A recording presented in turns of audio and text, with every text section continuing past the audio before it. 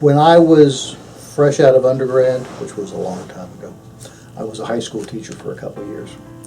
And years later as a lawyer, I represented a kid, a 6-year-old, which of course shouldn't have been charged anyway because he's too young, with talking in class. And I thought how far we have come that the teacher is not expected to deal with this anymore. They just send the kids to court and let the court system deal with them. Like the court system cares one way or the other about anybody that gets in front of it. The system is not structured to hear a kid say, I didn't do it. Years ago, Wake Forest High School had a bomb threat called in. And they had emptied the school, and they had the drug dogs, the bomb dogs come through, and everyone searched. And they lost about a half a day of work to prove there was nothing in the school, no bomb.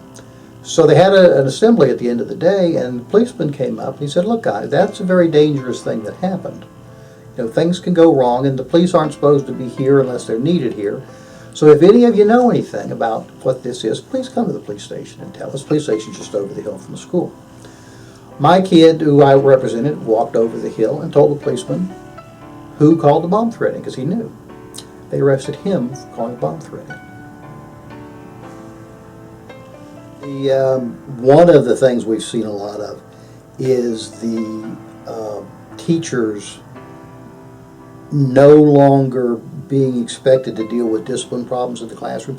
When I was a teacher, if I sent a kid to the principal's office, that was an indication that I couldn't teach very well because I couldn't manage my kids. Mm. And nowadays, there seems to be no sanction of any kind against the teacher for having to send a kid out. And so what happens when that happens is it's easier just to turf them out. Give them somebody else to worry about. And part of that is that we don't pay our teachers 10% of what we ought to be paying them. So you get people willing to do that extremely hard work for very little money. And it just wears you out, I think, in time.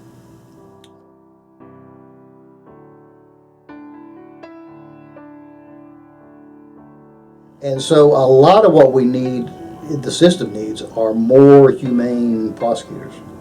Because in North Carolina especially, the prosecutors control everything.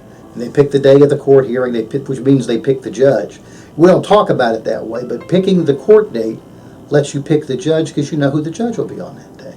So if you have a close case and you want a hanging judge, I can't steer us away from that, but they can put us there if they want us to. So the defense has very little to work with in this state. It's extremely unfair. We're the only state that still lets the prosecutor run the calendar.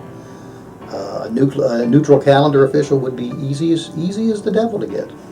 I'm not going to get it because the DAs they fight like mad whenever that comes up. Well, don't take that away from us. It gives us a lot of power, and it does.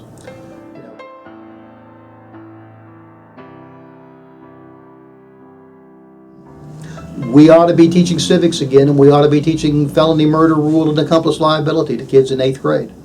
Because most of the kids I represent, they're with some 16-year-old who they don't know is an adult in North Carolina for criminal law purposes, but is. And they go along with that person. They don't do anything but hang around, and they get sucked into whatever crime the 16-year-old